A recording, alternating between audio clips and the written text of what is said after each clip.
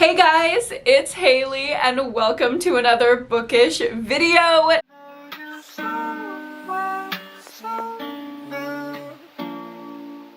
Today we're going to be getting into my November TBR, which I'm already a bit into, and can I just say, I am enjoying my reading so much this month. I'm kind of just letting myself mood read, but I have a bunch of different categories that I'm mood reading from. So in this video, I'll tell you about what those categories are that I'm kind of hyper fixated on recently, and the groupings of books that are on my radar for the month of November. But before we get into all of that, I do want to let you know about my book club pick for this month, which obviously is on my TBR. Gotta read my book club pick. If you don't know, I run a book club called the Pretty Girl Book Club over on Patreon. My Patreon is always linked down below if you're interested. And not only could you join the book club tier, but you can also join a lower tier where you just get some exclusive content and sprints, access to my Discord. There's also the higher tier, the Queen tier, where you get an exclusive video every single month that will never see the light of day on YouTube. If you just want more content from me, there's that. We also do movie nights, etc., etc. So that is everything about Patreon, and my Patreon book club pick for November is We Came to Welcome You by Vincent Tirado. I just picked up this thriller while I was in Minneapolis visiting Aspen, and I had so much fun there. I'm really obsessed with the fact that our book club pick for this month I bought at such a special time. Obviously Aspen's in the book club, like it's full circle, it's amazing. And this sounds so good. It is about this queer couple, and they move into this neighborhood and people are not mean to them. Like, there's no homophobia going on necessarily, but they're almost like too nice. It's like when someone figures out you're part of some kind of marginalized community and gets excited about it a little bit, like they get to win good person points by like being nice to you. It's that kind of vibe, and it starts getting increasingly and increasingly creepy and overbearing to the point where odd occurrences start happening and they feel a little bit more than welcomed in their new neighborhood.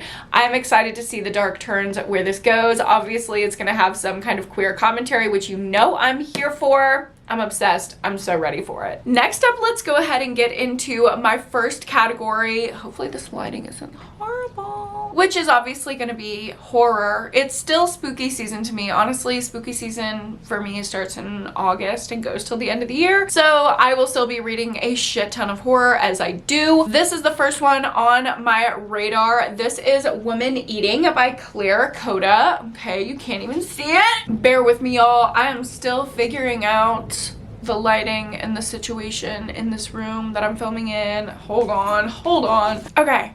That's better. Woman Eating. This is another one of those horror books that takes feminine rage and talks about it through cannibalism, which I love. I love that. It says Lydia is hungry. She wants to eat all of these things, but she cannot eat any of these things. Her body does not work like other people. The only thing she can digest is blood. Oh, she's not only a cannibal, she's a vampire. So she starts to eat other artists in her studio space, the people at the gallery, the strange men that are following her after dark, etc. And Lydia knows that these are her natural prey, but she cannot bring herself to feed on them. So she considers her place in the world. She has so many things that humans wish for, but she is miserable, lonely, and hungry. So hungry. As she develops as a woman and an artist, she will learn that she must reconcile the conflicts within her, between her inner demon and human sides, her mixed ethnic heritage, and her relationship with food, and in turn, humans. This sounds so much deeper than what I initially thought it was going to be, and I'm so ready for it. I also have some YA horror I'm interested in reading. This is Where He Can't Find You by Darcy Coates. I didn't know that Darcy Coates wrote YA books, but I'm really excited to get into this one because it sounds really good. It's about a serial killer called the Stitcher who is striking this small town and basically leaving bodies re-stitched together like badly, like a Picasso. Like all their body parts are taken apart and then re-stitched together. That's why he's called the Stitcher. And I think the writing style of this is just going to be iconic. Obviously it's going to be creepy and atmospheric like Darcy Coates is so good at, but this little blurb really got me. Don't walk alone, the Stitcher will find you. Don't stay out late, the Stitcher will take you. Don't close your eyes, the Stitcher will remake you. Like, doesn't that just sound like it has the makings of like a classic horror trope? I don't know. It just reminds me of like 1, 2, Freddy's coming for you. Like, it's giving Nightmare on Elm Street. I am really excited for this one. I've been on a Nat Cassidy kick, so I actually have two. One I'm in the middle of right now. I'm currently reading Rest Stop by Nat Cassidy. This is his novella that just came out about a man who is traveling to go see his grandma in the hospital before she dies, and he gets stuck at a rest stop where violence ensues. So far it's really good, really darkly funny, really bloody, just perfect. And I also want to read Nat Cassidy's other book that I've yet to read from his backlist, which is Nestlings. Or I guess this isn't too backlist because it did come out either like late last year or early this year. And this is about a couple that are trying to move into a house, but I think it's haunted or it's creepy. They won an apartment in Manhattan's most revered buildings, and the husband is kind of like dismissing all of the disturbing events that are happening there, but the wife's deep paranoia is taking hold, and neither of them can explain the needle like bites on their baby. On their baby. Not the baby. I also have some translated horror I want to get into. This is Thirst by Marina Yuzuk. Okay, don't make me say this, but here is this author's name. I just know I'm gonna butcher it, but here she is. This is another vampire book. I don't know why I'm in my vampire era right now. It's giving bisexual vampires. It's dual timeline following one vampire in the twilight of Europe's development, so like way in the past, and then a woman in present day Buenos Aires, and they meet in a cemetery and something comes across them and they realize they're fated to intertwine. Will that be in a sexual nature? I don't know, but it's called Thirst, so like, you know what I'm hoping for. I also have a horror anthology that I'm super interested in to read this month, and that is Body Horror on Capitalism, Fear, Misogyny, and Jokes by Anne Elizabeth Moore. And this is just a lot of smart musings through horror metaphors, specifically through body horror. And I love body horror. I've always loved body horror. I didn't have a name for the type of horror that I loved until I discovered body horror. By the way, speaking of body horror, The Substance. You gotta see it. My best movie of the year. I'm absolutely obsessed with it. If you like body horror, you're gonna love that. It's all I can think about. I'm hoping this collection will give me some comparable vibes. Next up, I have my last horror book that I want to talk about, which is a little bit more literary. I don't think this is like straight up horror, but I've heard great things about it from people online and also my in real life friends.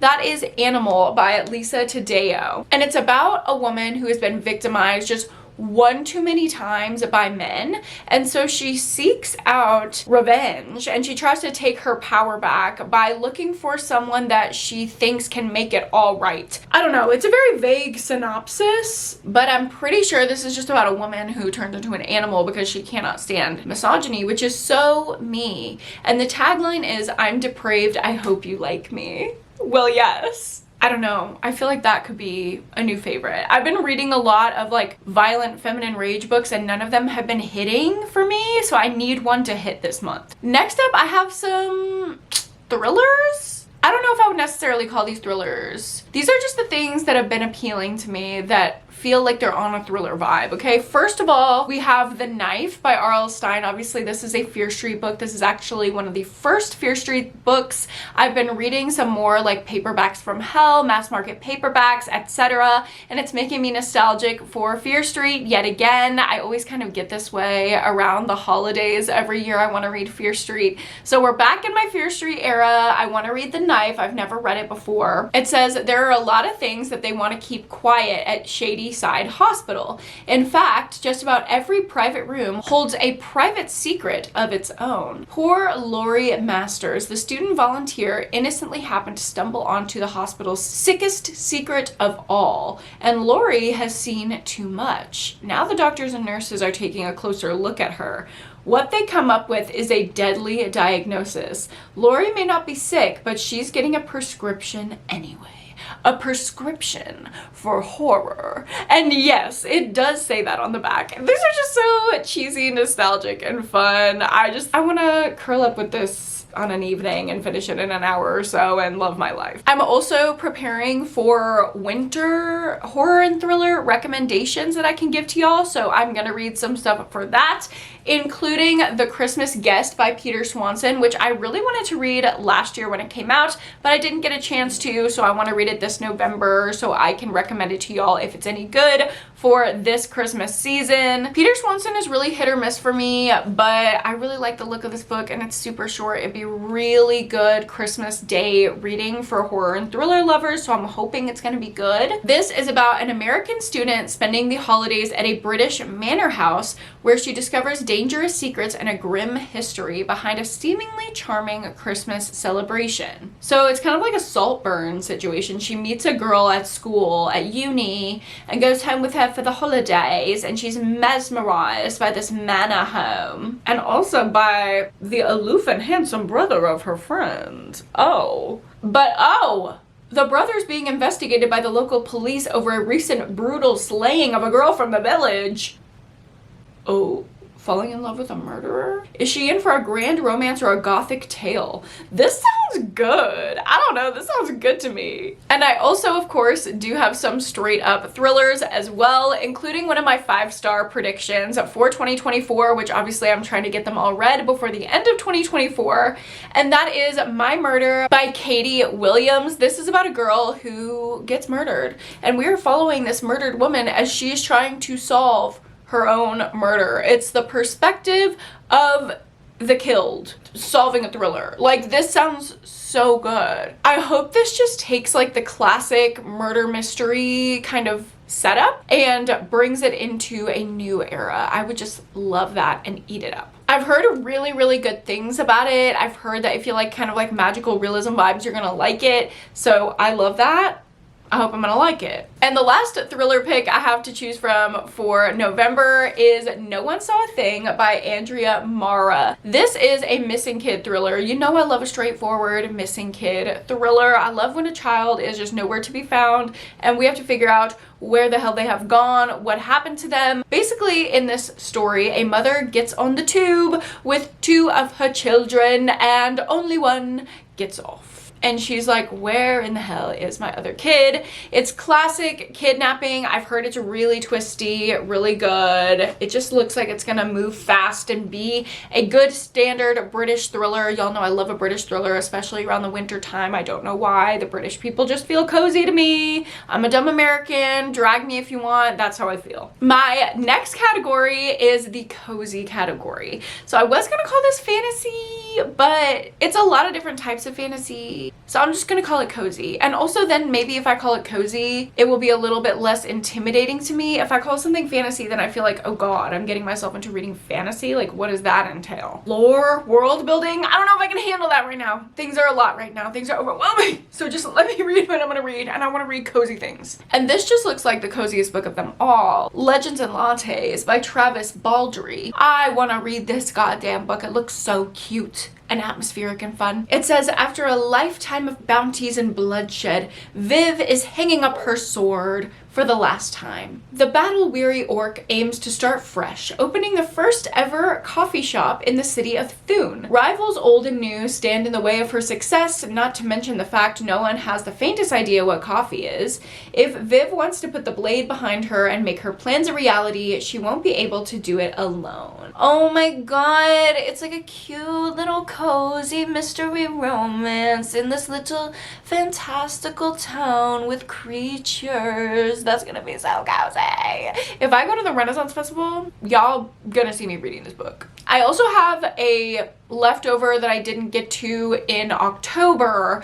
That is The Very Secret Society of Irregular Witches by Sangu Mandana. I really want to read this one, especially after seeing the comments on my October TBR. So many people were like, you're gonna love it. And this is about a woman who is secretly a witch, and she starts posting online about being a witch, but she thinks like no one's gonna take this seriously. Like obviously people don't think witches are real. I'm totally safe, until someone clocks her and is like, girl, you're a real witch. And she unlocks this underground secret society of other girlies that are witches, and she finds her community at this mysterious nowhere house, and she's gonna teach 3 young witches there how to control their magic. Like, it just sounds so cozy and cutesy. I think to break up the horror, I'm gonna need her. And the last thing I have on my little cozy section is The Serpent and the Wings of Night by Carissa Broadbent. This is the next truly like fantasy series that I want to get into. I've heard really good things about it. It's enemies to lovers, and you know I like that. It's a human and vampire romance. So this human daughter of a vampire king carved her place in a world designed to kill her. Her only chance to become something more than just prey is entering this thing called the Kajari, which is a tournament held by the goddess of death, and it will not be easy because she has to fight the vicious warriors from all 3 vampire houses. To survive, she has to make an alliance with a mysterious rival named Rain, who is a dangerous, ruthless vampire and her greatest competition, but she's oddly drawn to him. Ooh, I love a competition. I love a vampire. I love an enemies to lovers romance. Like, this is going to be the moment for me, I fear. I'm going to eat it up. And my last category here is romance, which usually I would not be reading this time of year, but some things were calling out to me. So let's go over them. First one I have is like nonfiction, psychological, self-help vibes. So not really romance, but it is about love. And if you know anything about my personal life, I've been going on a little bit of like a love journey this year. I've had a lot of shifts in my relationships, and so I feel like this would be very beneficial for me to read right now. That is All About Love by Bell Hooks, which sounds just phenomenal. It is Bell Hooks' musings on finding self-love within the greater context of like relationships. It's about seeing love more as a verb than a noun, and also having cultural and feminist commentary on relationships and love. Basically just exploring what is love from her perspective, and I've heard it's really profound, really meaningful. I cannot wait to get into it. I'm gonna fucking kill my neighbor's fucking dog. I'm literally gonna kill it. If that dog ends up dead, it's fucking me. It was me. Okay, I'm gonna confess right now because this dog's annoying as fucking shit. I mentioned earlier that I want to get to my 5-star predictions for 2024. One of those was a romance, and that is After I Do by Taylor Jenkins Reid. So this is about a married couple who reach a breaking point, and they come up with an unconventional plan. They decide to take a year apart in the hopes of falling in love again. And in that year apart, there's only one rule: no contact. Besides that, literally anything goes. So they're exploring the idea of self-discovery, monogamy, fidelity, marriage, etc. And they figure out what they value, what they're willing to fight for. I'm really interested to see how this goes and how this is gonna land for me, considering my life circumstances right now. I don't know what Hailey at the beginning of this year was thinking. Well, actually, I do know what she was thinking. She was thinking, maybe girl, maybe this will get you out. And you know what? I didn't need this book to get out on my own, but now we're gonna read it, and we're gonna think about it, and we're gonna probably cry about it. And the last book that I have on my November TBR is Daisy Hates by Jessa Hastings. This is the second book in the Magnolia Parks universe. I basically have to read this one to get to the next Magnolia Parks book, which I really want to read because I loved Magnolia Parks. I don't think I'm going to be as interested in Daisy Hates' plotline, but I'm going to read it because I literally have to understand the trajectory of the story. Daisy Hates is from like a mob family. I fucking hate mafia romance. I don't like it. But she's gonna have a little man, and they're gonna be like high society, British rich people, drama, romance, but this time the mafia is involved. I don't know how I'm gonna feel about it, but I guess y'all will find out in my wrap up. So that's a lot of books across quite a few categories here, but like I said, I'm really just gonna let myself mood read and feel it out. I've really been enjoying that, and I'm really excited to just make new videos and read good books in my new space from my new perspective. It's been really nice getting the supportive comments from you guys. Thank you to those of you who are being supportive, to those of you who are being hateful and fucking weird. I don't know, just like read your hate comment back and understand that you're a weirdo. Like, you're being weird. Like, who comments on someone they literally don't know just to say something hateful? Like, that's fucking weird. Like, I don't know, like, that's but to the supportive people, thank you so much. It's been so nice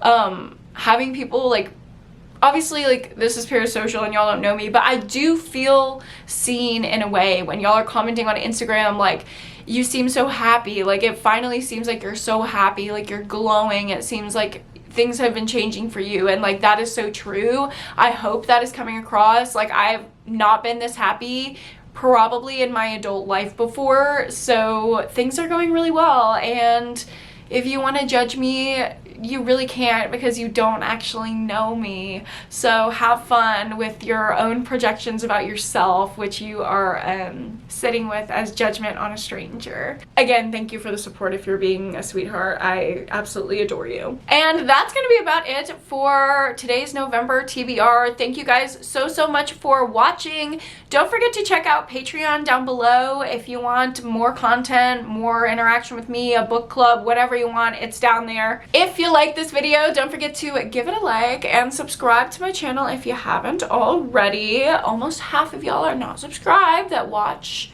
every other video, so just saying, if you're not subscribed, you should do that. And of course, don't forget to go to therapy and read a book this week. I will see you guys in my next video. Bye!